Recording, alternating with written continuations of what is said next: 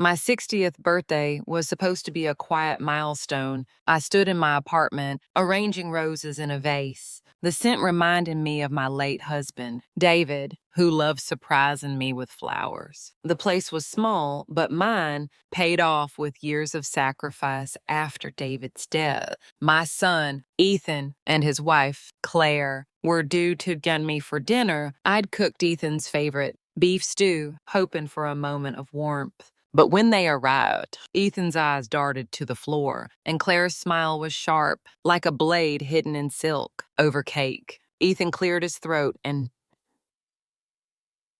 said, "Mom, we need your apartment. Claire's pregnant, and we can't raise a kid in our rental. You can find somewhere else, right?" The words hit like a slap. My own son, demanding my home on my birthday. You might want to chuck your phone across the room hearing this, and I wouldn't blame you. I've got a story that'll make your blood boil. So stick with me. Please drop a comment below telling me where you're watching from and what family drama has you fuming. Now, turn off the lights, settle in, and let's dive into this tale. I forced a smile, cutting the cake with trembling hands. Claire chimed in. "It's only fair. Ma, we're starting a family." Her voice dripped with fake sweetness, as if I were a guest in my own life. I mumbled something about needing time to think, and they left, Claire's perfume lingering like a bad omen. Alone, I sat at the table, the stew untouched, and stared at a photo of Ethan as a boy, grinning with a missing tooth. My heart ached for that child, not the man who just betrayed me. The apartment, my sanctuary, was suddenly a battleground. I wiped a tear and noticed Claire's purse, forgotten on the couch. Inside, I found a folded paper, a realtor's card with a note to Ethan, call to list Mom's place. My stomach churned. They weren't just asking, they were planning. That night, I couldn't sleep. Claire's words echoed, and Ethan's silence cut deeper. I poured coffee, the mug's warmth aside.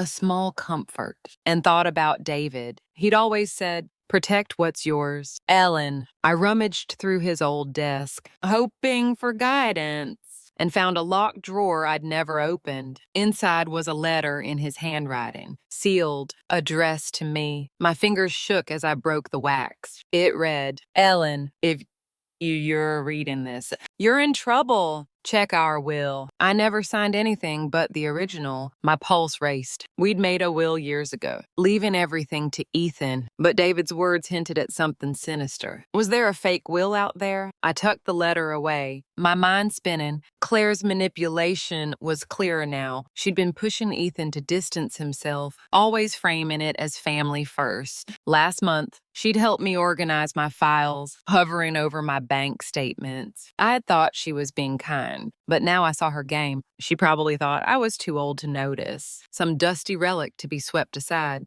Well, Claire, I'm not your personal ATM or your spare bedroom. I laughed bitterly, picturing her face when she realized I wasn't budging. But laughter faded as I faced the truth. Ethan wasn't just weak. He was complicit. I ate breakfast alone, the kitchen clock ticking like a countdown. Each bite of toast felt like swallowing gravel. My loneliness a heavy guest at the table. I called my friend Susan, a retired clerk at the county office. Over tea, I spilled everything, my voice cracking. Susan's eyes narrowed. "Ellen, check your property records. If they're planning to sell, there might be a trail." Her words were a lifeline. That afternoon, I visited the registry, my hands sweaty as I requested my deed. The clerk handed me a file, and there it was. A recent inquiry about my apartment linked to Ethan's name. No legal claim yet, but the audacity burned. I clutched the file, my resolve hardening. Claire might think she's clever, but I've got a few tricks left. I walked home, the city noise fading as I replayed Ethan's demand. My son, my boy, had chosen greed over me. Back in my apartment, I lit a candle, its flicker casting shadows on David's photo. I whispered, "What do I do?" "Love." No answer came, but the letter's weight in my pocket felt like his hand on my shoulder. I wouldn't let Claire and Ethan erase me. They wanted my home, they'd get a fight instead. I jotted down a plan. Call a lawyer, secure my accounts, and dig into that will. Claire's purse was still on my couch, a taunt. I returned it to her the next day, smiling sweetly. You left this, dear. Wouldn't want you to lose anything important. Her eyes flickered, but she said nothing. Good. Let her squirm. I was done playing the doting mother, ready to reclaim what was mine. The morning after my birthday, I woke to the sound of rain tapping my window, a soft rhythm that couldn't soothe the storm inside me. I sat at my kitchen table. David's letter opened before me, its words a haunting echo. Check our will. My fingers traced his handwriting, each loop a memory of the man who'd promised to protect me. Ethan and Claire's betrayal clung like damp air, but that letter was a spark in the dark. I sipped coffee, the mug's heat ground in me, and stared at a faded photo of David and me on our wedding day, laughing under an oak tree. My chest tightened, not with sadness, but with a quiet vow. I wouldn't let them steal what we'd built. Claire's latest Instagram post popped up on my phone, a selfie with Ethan. Caption, big plans for our growing family. The comments gushed, but I saw the lie in her smile. She'd been posting about her pregnancy for weeks, always with vague updates, never a doctor's visit or ultrasound. It was a performance, and I was the unwilling audience. I wanted to smash my phone, but instead, I screenshot the post, my hand steady. If Claire thought she could manipulate me with likes and hashtags, she'd underestimated the wrong mother. I chuckled, imagining her face when her script unraveled. Call me old-fashioned, but I prefer truth over filters. I called Susan again, needing her sharp mind. She arrived with a box of donuts, her grin a balm. Ellen, let's dig into that will business, she said, dusting sugar off her hands. We drove to the county probate office, my stomach knotting with each mile. Susan knew the clerk, a young man who pulled our file with a smile. The will on record was dated a year after David's death, naming Ethan as sole heir and Claire as executor. My blood ran cold. David had been gone 6 years. He couldn't have signed that. The clerk handed me a copy, and I spotted it immediately. David's signature, but the slant was off, too neat. Not his messy scrawl. A forgery, plain as day. Back home, I ate dinner alone, a bowl of soup cooling as I reread the fake will. The silence was heavy, broken only by the fridge's hum. I imagined David's voice, teasing me for overthinking. But this wasn't paranoia. Claire had been in my home, organizing papers, months before that will appeared. She'd probably thought I'd never notice. Too busy playing the perfect mother-in-law. Well, Claire, I'm not your maid or your mark. I laughed softly, picturing her smug face when I exposed her. But the laughter faded as I faced Ethan's role. My boy, signing off on a lie, choosing her over me. The soup went untouched. My appetite lost to grief. I needed more proof. I logged into my bank account, something I hadn't checked in months, trusting Ethan to help with bills. A cold sweat broke out as I saw a new joint account in my name. And Ethan's, opened 3 months ago. No deposits, just a pending transfer request for $50 from my savings. My heart pounded. Ethan had my login, had set this up behind my back. I froze the account, changed the password, and called my lawyer, Emily, a no-nonsense woman Susan recommended. Ellen, this is fraud, she said, her voice calm but firm. Get me that will and any documents Claire touched. We'll build a case. I hung up, my resolve stealing. Claire stopped by that afternoon, all smiles, asking about my plans to move. We found a great senior home for you, she said, handing me a brochure. The nerve. I played along, nodding, while noticing her new designer bag. Looks expensive, I said, raising an eyebrow. She flinched, muttering about a sale. I bet it was my $50 thousand she died. I handed her a cup of tea, my voice sweet. Don't worry, Claire, I'm thinking about your future. She didn't catch the edge in my tone, but I savored it. Let her think she's winning. I walked her to the door, then locked it. The click, a small victory. That night, I sat by my window, watching rain streak the glass. David's letter lay beside me, a talisman. I remembered our last anniversary, how he danced me around this apartment, promising we'd grow old here. Now, Ethan and Claire wanted to erase that. I wouldn't let them. I pulled out a notebook, listing every suspicious moment, Claire's help with papers, Ethan's bank access, that forged will. Emily would need it all. I smiled, a spark of defiance igniting. Claire might think she's clever, but I'm not out of moves yet. Tomorrow, I'd start unraveling their lies, one thread at a time. The sun barely broke through the clouds as I sat at my kitchen counter, a cold cup of tea in hand. David's letter was tucked safely in my pocket, its weight a reminder of the fight ahead. I scrolled through Claire's Instagram again. Her latest post, a glowing selfie with a baby bump, captioned, "Counting down to our new life." The comments were a chorus of hearts and congratulations, but something was off. The bump looked identical to her post from 2 months ago. The same dress, the same angle. My gut twisted. Was she recycling photos to sell her pregnancy lie? I leaned back, picturing her smug grin. Claire, you think I'm just a nosy old lady. Wait until I pull the curtain on your little show. I took a bite of toast, the crunch loud in the quiet apartment, alone. I stared at a photo of Ethan and me at his high school graduation, his arm around my shoulders. My throat tightened, not with tears, but with a pang of loss for the boy who'd once called me his hero. Now, he was Claire's puppet, dancing to her tune. I pushed the plate away, the toast half-eaten, and opened my laptop. I wasn't tech-savvy, but I could compare photos. I pulled up Claire's posts, side by side. The bump was a prop, borrowed from a friend's old pregnancy photos, reposted with filters. She wasn't pregnant. She was playing me, and probably Ethan.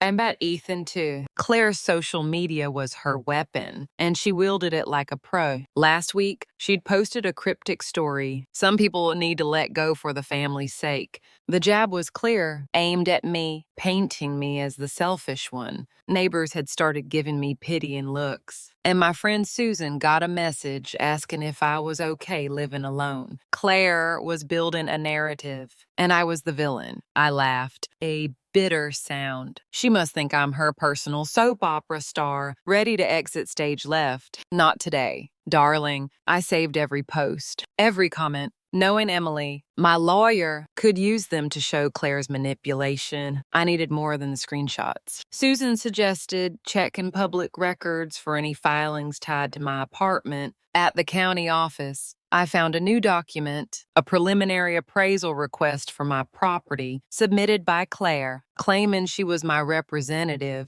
My hands shook as I held the paper. She hadn't just forged a will. She was laying groundwork to sell my home out from under me. The clerk, a kind woman, whispered, "Check with your bank, too, ma'am. I've seen this before." Her words were a warning, and I thanked her, my mind racing. Claire wasn't just greedy. She was methodical. Back home, I lit a candle, its glow softening the room's edges. I pulled out David's photo, his smile steadying me. I didn't cry. I planned. I ate dinner alone, a simple salad, each bite a quiet act of defiance. The fork scraped the plate, the sound sharp against my thoughts of Ethan's betrayal. He'd stood by while Claire spun her web, his silence louder than any insult. I remembered his 5th birthday, how he'd clung to me, scared of clowns. Now, he was scaring me, not with balloons, but with lies. I shook my head, chuckling. If Claire thinks I'm a pushover, she's in for a surprise. I called Emily, updating her on the appraisal and Claire's fake pregnancy posts. "This is gold. Ellen," she said, "social media lies can discredit her credibility in court." She advised me to keep quiet, let Claire think I was clueless. I agreed, but it wasn't easy. When Claire texted, "Have you thought about moving yet?" I replied, still deciding. "Dear," I imagined her smirking, thinking she'd won. Let her. I visited the bank, confirming the joint account Ethan had opened. The teller showed me a log. Claire had tried to access it yesterday, denied for a wrong password. Good. I'd locked her out. But the attempt burned. That at evening, Claire dropped by, unannounced, with a box of cookies. "Just checking on you," she said, her eyes scanning my apartment like a hawk. I offered tea, my voice sugar sweet. "You're so thoughtful. Claire, how's the baby?" She hesitated, then rambled about feeling great. I nodded, noting her nervous glance at my desk, where David's letter was hidden. "You seem busy," I said, handing her the cookies back. "Don't let me keep you." She left, flustered, and I locked the door. My pulse was steady. Claire's act was crumbling, and I was ready to pull the next thread. The morning light filtered through my curtains, casting stripes across the kitchen table where I sat, clutching a mug of tea gone cold.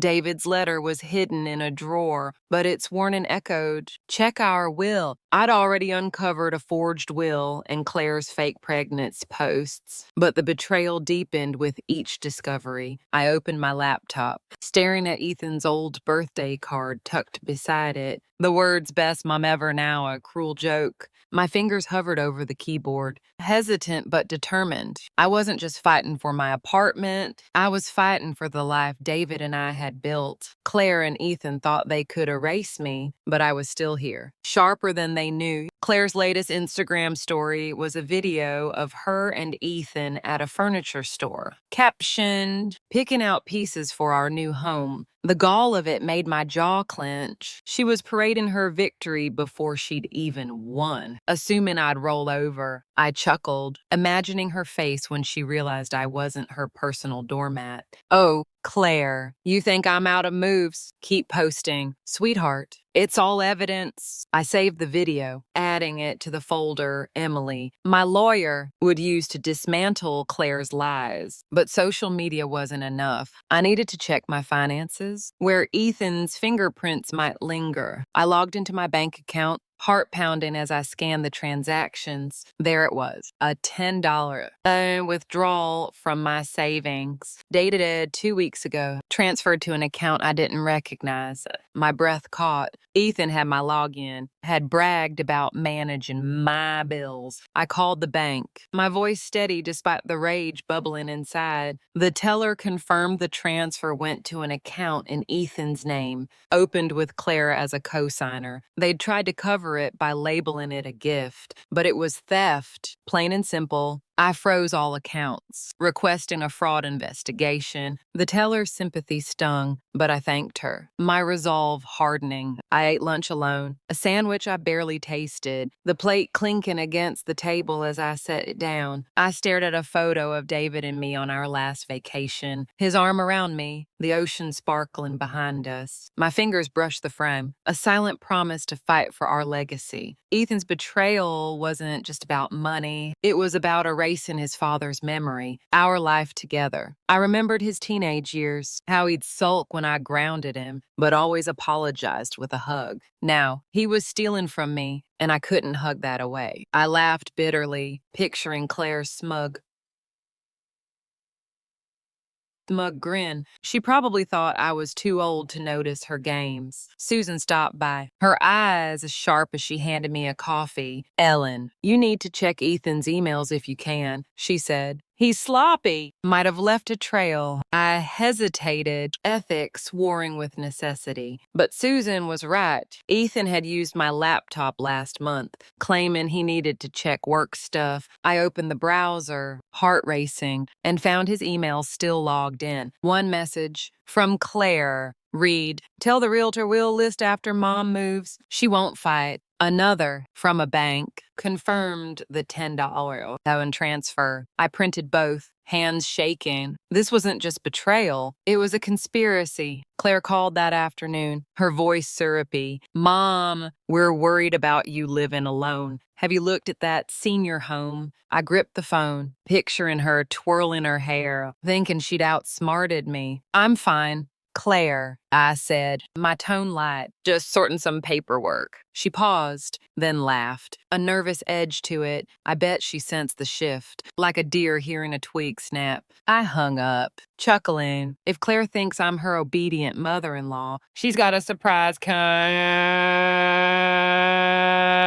I called Emily, sending her the emails and bank records. "This is fraud and conspiracy," she said. "Keep playing dumb. Ellen, we're close." That night, I sat by my window, a candle flickering beside David's photo. I didn't cry. I planned. I ate a slice of cake from my birthday, the sweetness bitter against my thoughts of Ethan's theft. The fork scraped the plate, each sound a reminder of my solitude. But solitude wasn't weakness. It was clarity. I jotted down my next steps. Meet Emily. Secure the apartment's title. Gather more evidence. Claire's furniture video replayed in my mind. Her confidence a taunt. Let her shop. Let her dream. I was rewriting the ending, and they wouldn't see it coming. The dawn was gray, matching the heaviness in my chest as I sat at my kitchen table, a half-eaten apple beside me. David's letter, now a constant companion, was tucked in my robe's pocket,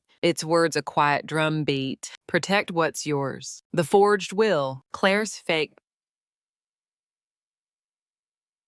pregnancy posts, and Ethan's bank theft had stripped away my illusions. But I wasn't broken. I glanced at a photo of Ethan and me at a carnival, his tiny hand in mine, cotton candy smeared on his cheeks. That boy was gone, replaced by a man who'd chosen greed over love. I took a bite of the apple, its tartness sharp, grounding me in the fight ahead. Claire's latest move came at noon, a text dripping with false concern. "Mom, we're planning a nursery. Can we measure your apartment this weekend?" The audacity made my blood boil. She wasn't just manipulative. She was shameless, treating my home like her personal showroom. I chuckled, picturing her measuring curtains while I dismantled her lies. "Oh, Claire, you think I'm your interior decorator? Keep dreaming," I replied. "Not this weekend. Dear, I'm busy. Let her stew." I wasn't playing her game anymore, but I needed more than defiance. I needed ally.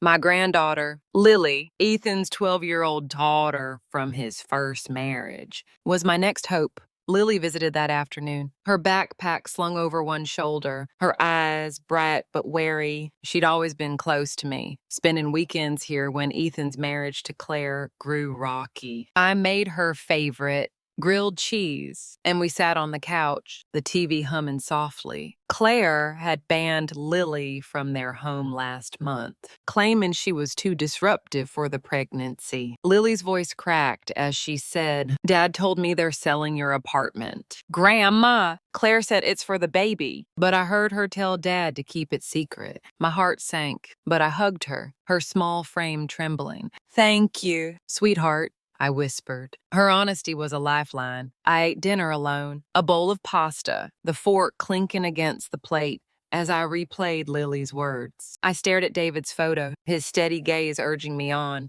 The silence wasn't empty. It was alive with purpose. I remembered Lily's 5th birthday, how she'd clung to me when Ethan forgot to show up. Now, she was saving me, her courage a mirror to my own. I laughed softly, imagining Claire's shock when her nursery plans crumbled. She probably thought Lily was just a kid, not a witness. Well, Claire, you've underestimated us both. I called Emily, my lawyer, updating her on Lily's revelation. "Get her statement," Emily said. "It's credible in court." I needed more evidence of Claire's secret plans. Susan suggested checking the realtor's office, where Claire had requested the appraisal. I visited the next day, my hands sweaty as I asked for records. The realtor, a young man, hesitated but showed me an email from Claire, sent from Ethan's account, requesting a discreet sale of my apartment. Attached was a document, a power of attorney, claiming I'd granted Claire control over my assets. My stomach churned.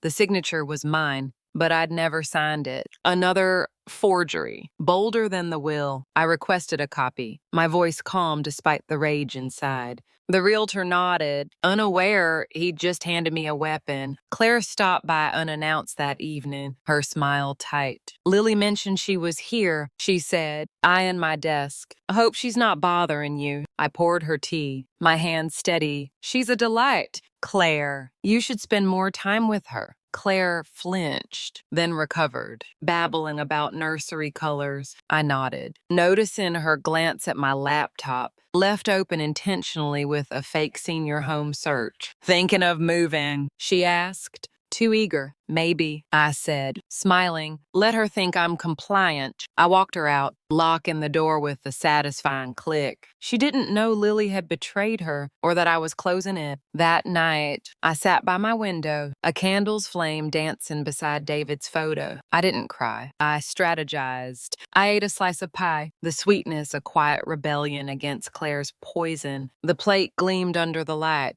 a reminder of dinners with David, when this apartment was a home, not a prize. Lily's words, the forged power of attorney, Ethan's silence, all fueled my resolve. I jotted down my next steps. Meet Emily, secure Lily's statement, check for more forgeries. Claire's nursery text replayed in my mind, her confidence a taunt. Let her plan, let her scheme. I was rewriting the story, and she wouldn't like the ending. The morning air was crisp as I stood at my kitchen counter, slicing an orange, its sharp scent cutting through the fog of betrayal that clung to me. David's letter, now a talisman, rested in my pocket, its words a steady pulse. Protect what's yours. Claire's fake pregnancy,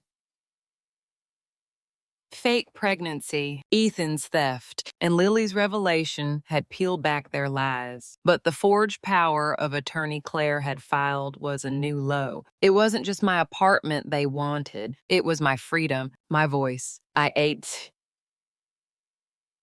a slice of orange, the juice tart on my tongue, and glanced at a photo of David and me dancing at our 25th anniversary. My heart steadied, not with pain, but with purpose. They wouldn't erase us. Claire's next move came via a voicemail, her voice syrupy with fake concern. "Ma, we're worried about your health. We've set up a doctor's visit to check your memory. It's for your own good." My blood boiled. A memory test. She was building a case to declare me incompetent, to justify that forged power of attorney. I laughed. The sound sharpened the quiet apartment. "Oh, Claire, you think I'm senile? My memory's sharp enough to bury your lies." I saved the voicemail, forwarding it to Emily, my lawyer. Every word Claire spoke was another nail in her coffin, and I was happy to hand her the hammer. I needed to confirm the power of attorney's scope. Susan drove me to the courthouse, her chatter a welcome distraction. The clerk, a stern woman, pulled the document, and my stomach twisted. It granted Claire full control over my finances and property. Filed 2 months ago with a notary's stamp, my signature was there, but I'd never seen it before. Worse, it cited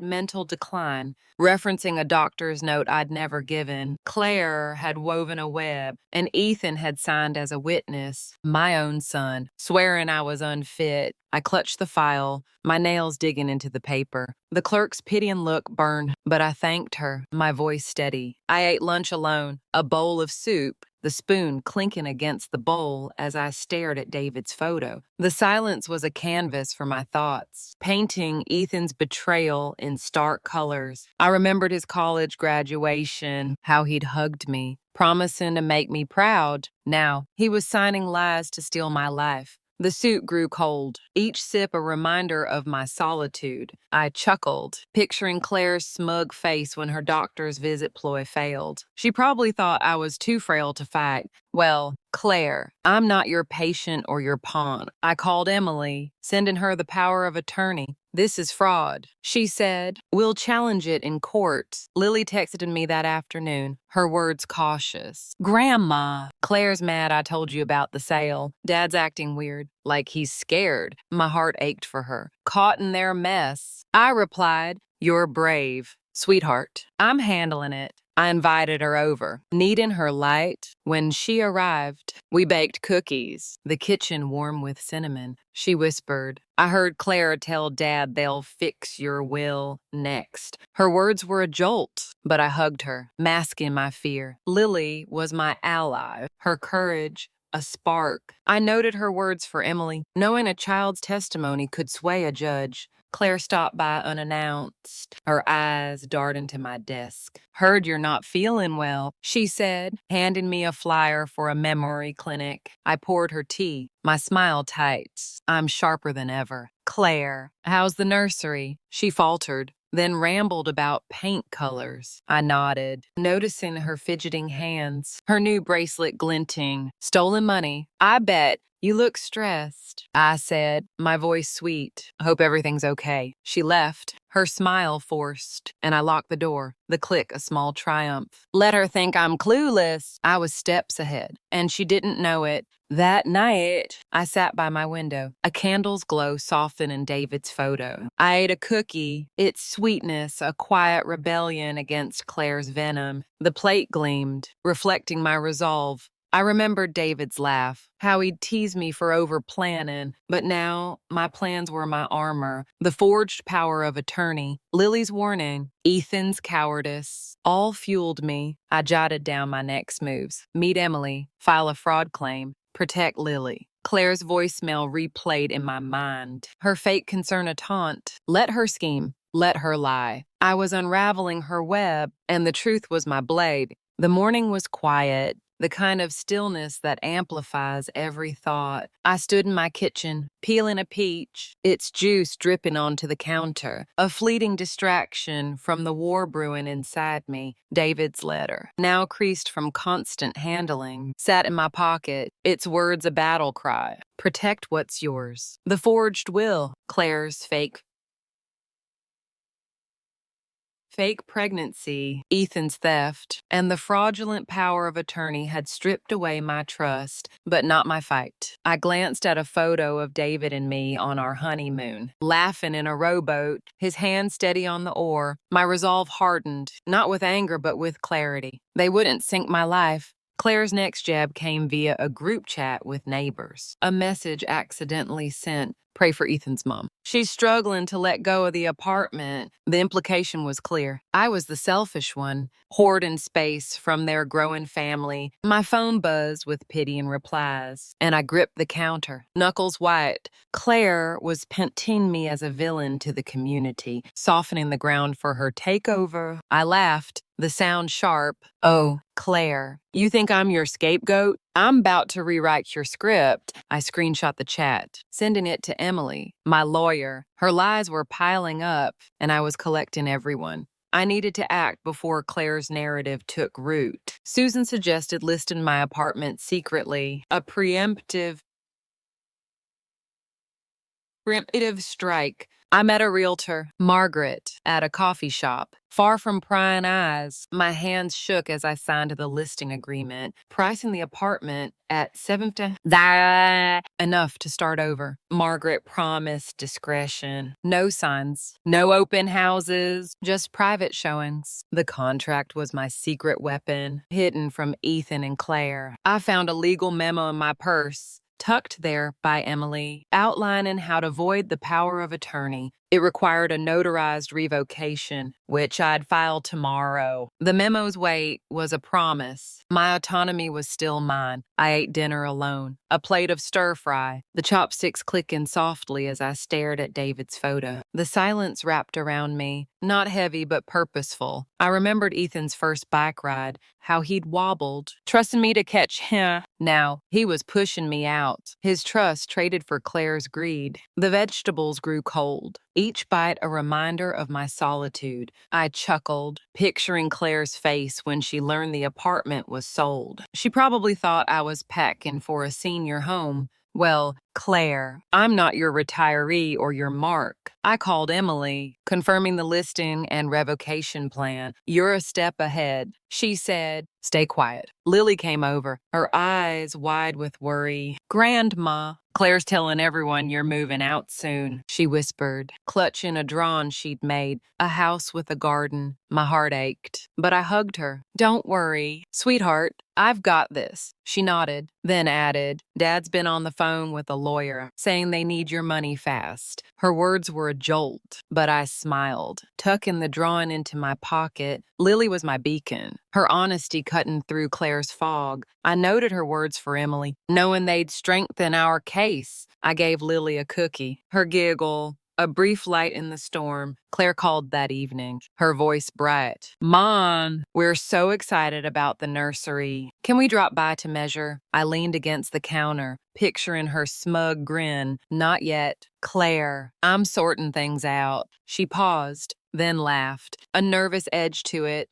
Good. Let her sense the shift. I hung up, chuckling. If Claire thinks I'm her pushover, she's in for a shock. I met Margaret the next day, confirming a buyer's offer. $760 and cash. Closing in 2 weeks. I signed, my hand steady. The apartment, my home, was my leverage, and I was using it to outmaneuver them. That night, I sat by my window, a candle flickering beside David's photo. I ate a peach slice, its sweetness a quiet defiance against Claire's venom. The plate gleamed, reflecting my plans. I remembered David's voice, teasing me for overthinking, but now my caution was my strength. The listing, Lily's warning, Ethan's betrayal all fueled me. I jotted down my next steps. File the revocation, meet the buyer. Prepare for court. Claire's group chat message replayed in my mind, her manipulation a taunt. Let her gossip. Let her scheme. I was selling the stage out from under her, and the curtain was about to fall. The morning light was soft, spilling across my kitchen table where I sat, cradling a mug of coffee, its steam curling like a faint promise. David's letter, worn from constant touch, rested in my pocket, its words a steady anchor. Protect what's yours. The forged will. Claire's fake pregnancy. Ethan's theft. The fraudulent power of attorney. And my secret sale of the apartment had brought me to this moment. I glanced at a photo of David and me at a summer fair, his grin wide as he held a prized teddy bear. My heart steadied, not with grief, but with resolve. Today, I'd face Claire and Ethan in court, and their lies would unravel. Claire's latest move was a letter, slipped under my door, printed on fake legal letterhead. It demanded I vacate the apartment within a week, citing the power of attorney and my mental decline. The audacity made my pulse race. She wasn't just manipulative, she was reckless, thinking I'd crumble under her threats. I chuckled, picturing her smug face when she saw me in court. Oh, Claire, you think I'm your eviction notice? I'm about to serve you one. I tucked the letter into a folder for Emily, my lawyer, every word a piece of evidence. Her lies were a house of cards, and I was ready to blow it down. I met Emily at the courthouse, my hand steady as I handed her the letter. Lily's statement and Claire's Instagram screenshots. The judge, a stern woman with sharp eyes, called our case. Ethan and Claire sat across the room, Claire's smile tight, Ethan's eyes on the floor. Emily presented the forged will, the fake power of attorney, and the bank records showing Ethan's theft. The Instagram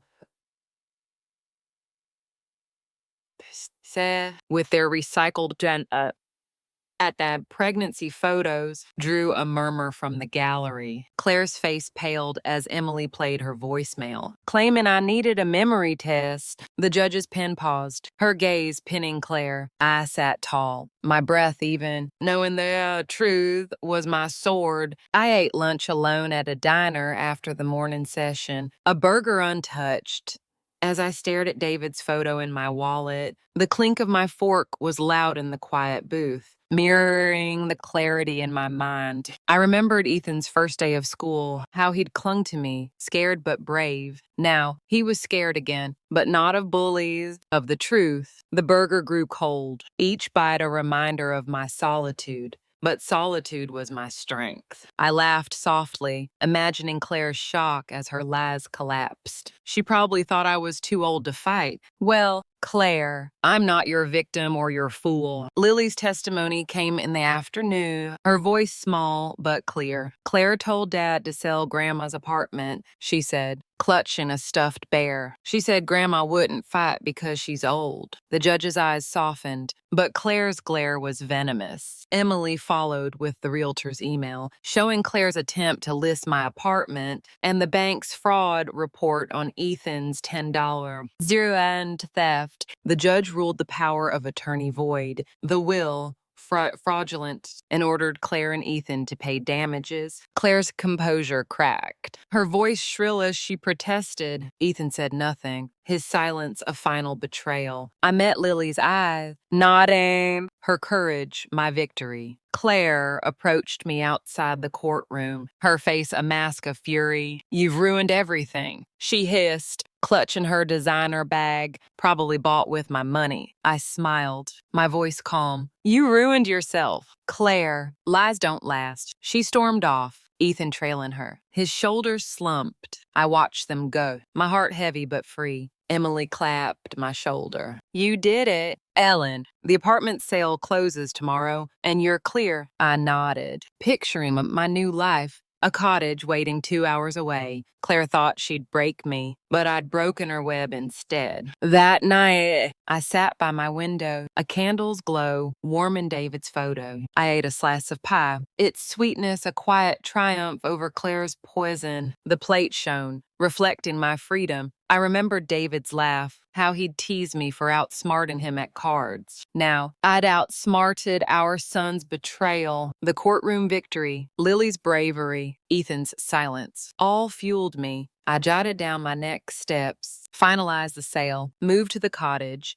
protect Lily. Claire's letter replayed in my mind. Her threats a fading echo. Let her rage. Let her scheme. I'd won, and the truth was my crown. The morning was bright, the kind of light that promises new beginnings. But I felt the weight of endings as I sat at my kitchen table, a cup of tea cooling in my hands. David's letter, now soft from handling, rested in my pocket, its words a quiet victory. Protect what's yours. The courtroom triumph had voided Claire's forged documents, and the apartment sale was hours from closing, but one task remained. I glanced at a photo of David and me on our 30th anniversary, toasting with cheap wine, his eyes full of love. My heart steadied, not with sorrow, but with purpose. Today, I'd rewrite my will, cutting Ethan and Claire out for good. Claire's next move was a desperate email, sent late last night, titled Family Matters. It begged me to reconsider moving, claiming Ethan was devastated and they'd made mistakes. The crocodile tears were laughable. A last-ditch ploy to claw back my apartment. I chuckled, picturing her typing furiously, thinking she could guilt me. "Oh, Claire, you think I'm your sob story? I'm done with your script." I forwarded the email to Emily, my lawyer, adding it to the pile of evidence. Her words were hollow, but they reminded me why I was doing this. To protect my legacy, not just my home. I met Emily at her office, my hands steady as I signed the new will. It left my assets, including the $760 from the apartment sale, to a trust for Lily's education and a women's shelter I'd supported since David's death. Ethan and Claire were named nowhere. Their betrayal, a permanent erasure. Emily handed me a legal notice, a restraining order draft against Claire, citing her harassment and fraud. File it if she escalates. She said the paper's weight was a shield, my final boundary. I nodded, picturing Lily's future, free from Claire's poison. The will was my line in the sand, and I'd drawn it deep. I ate lunch alone at home. A salad, the fork scraping the plate as I stared at David's photo. The silence was a canvas, painting my freedom in bold strokes. I remembered Ethan's wedding to his first wife, how he danced with me, promising to always be my son. Now, he danced to Claire's tune, betraying me for greed. The salad grew warm, each bite a reminder of my solitude, but solitude was my power. I laughed softly, imagining Claire's rage when she learned she'd inherited nothing. She probably thought I'd soften, too sentimental to act. Well, Claire, I'm not your pushover or your bank. Lily texted, her words hesitant. Grandma, Dad's crying. Claire's yelling about money. My heart ached for her, trapped in their chaos. But I replied, "You're safe, sweetheart. I'm fixing things." I invited her over, needing her warmth. When she arrived, we painted, her laughter filling the apartment. She whispered, Claire said you're selfish for not giving them the house. I hugged her, masking my anger. Some people don't understand family. Lily. Her nod was enough. I noted her words for Emily. Knowing Claire's outburst could bolster the restraining order, Lily's painting, a bright garden, went on my fridge, a symbol of hope. Claire called that afternoon, her voice sharp. Mom, you can't just abandon Ethan like this. He's your son. I leaned against the counter, picturing her pacing, her plans in tatters. Claire, you made your choices, I said, my tone even. So have I. She sputtered, then hung up. I chuckled, savoring the silence. If Claire thinks I'm her guilt trip, she's got a shock coming. I met the realtor, Margaret, to finalize the sale. The buyer, a young couple, signed, and the funds hit my account. I was free, my new cottage waiting, a sanctuary Claire couldn't touch. That night, I sat by my window, a candle's glow softening David's photo. I ate a slice of bread, its simplicity a quiet rebellion against Claire's greed. The plate gleamed, reflecting my victory. I remembered David's voice, teasing me for rewriting grocery lists. But now my rewrite was my life, the Nunu will. Lily's courage, Ethan's tears, all fueled me. I jotted down my next steps, move to the cottage, fund the shelter, protect Lily. Claire's email replayed in my mind, her desperation a fading echo. Let her beg, let her rage. I'd secured my future, and the truth was my legacy. The morning sun streamed through my apartment's windows. The last time I'd see this light dance across the familiar walls, I packed the final box. David's letter safe in my pocket, its words a gentle echo. Protect what's yours. The apartment was sold, the forged documents voided, my new will secured, and Claire and Ethan cut out of my life. I stood in the kitchen, running my fingers over the counter where I'd cooked countless meals for Ethan, a photo of David and me at a picnic, laughing over spilled lemonade. Sat on the table. My heart was steady, not with loss, but with freedom. Today, I'd drive to my cottage, a new chapter waiting. Claire's final jab came via a public Instagram post, a photo of her and Ethan, captioned, "Some people choose money over family. We'll rise above." The hypocrisy made my skin crawl. She was spinning her defeat as martyrdom, rallying her followers against me. I laughed. The sound brightened the empty apartment. Oh, Claire, you think I'm your villain. I'm the hero of my own story. I screenshot the post, sending it to Emily for the restraining order file. Claire's lies were her last gasp, but they couldn't touch me now. I was done with her stage, her drama, her greed. I needed to ensure my move was clean. Emily had sent a legal confirmation, a title transfer for the cottage, purchased with the apartment $760. Sarah said it was in my name alone, untouchable by Claire or Ethan. The document's crisp edges were a promise, my sanctuary secured. I called Margaret, the realtor, to confirm the apartment's keys were with the new owners. All set. Ellen, she said, you're free. I smiled, picturing the cottage's garden where I'd plant roses for David. The title was my anchor, grounding me in a future I'd chosen, not one stolen by betrayal. I ate breakfast alone, a slice of toast, the crunch loud in the bare kitchen. I stared at David's photo, his grin a quiet companion. The silence was a canvas, painting my new life in vivid colors. I remembered Ethan's first Christmas here, how he'd unwrapped a toy train, his eyes wide with joy. Now, his eyes were dull, clouded by Claire's manipulation. The toast grew dry, each bite a reminder of my solitude. But solitude was my strength. I chuckled, imagining Claire's fury when she saw my empty apartment. She probably thought I'd beg for her forgiveness. Well, Claire, I'm not your pawn or your prey. Lily arrived to say goodbye, her backpack heavy with books. Grandma, I'm proud of you, she said, handing me a drawing of a cottage with a rainbow. My throat tightened, but I hugged her, her warmth a gift. You're my hero. Lily, I whispered. She nodded, then added, Dad's quiet now, but Claire's still mad. I smiled, tucking the drawing into my bag. Lily's courage had helped me win, and I'd ensure her trust fund grew. I noted her words for Emily, in case Claire's anger turned to harassment. We ate cookies, her laughter, a melody, and I promised to visit soon, my heart full. Claire texted as I loaded my car, her words sharp. You'll regret this. Mom! Ethan's heart broken. I leaned against the car, picturing her typing in a rage, her plans in ruins. Claire, I regret nothing, I replied, then blocked her number. I chuckled, savoring the quiet. If Claire thinks I'm her punching bag, she's out of luck. I drove to the cottage, 2 hours away, the road unfolding like a new story. The air smelled of pine,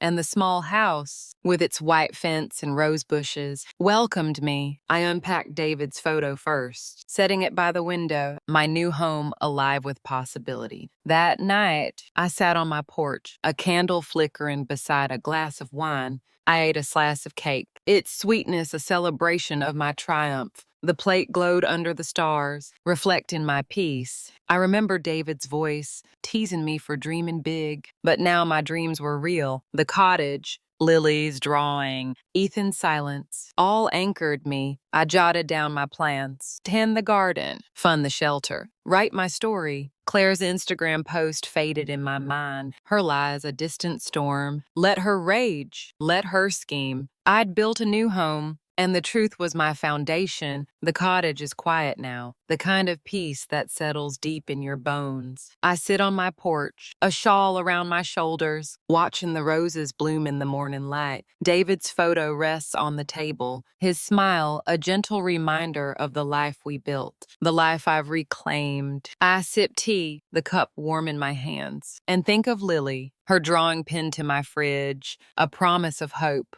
Ethan and Claire are shadows now, their lies buried under the truth I fought for. I've started a journal, not for pain, but for power, to share with women like me, betrayed but unbroken. The shelter I fund grow, helping mothers find their strength. And I smile, knowing my legacy is love, not greed. You don't need a mansion to stand tall, just the courage to say, this is mine. I did, and I'm free.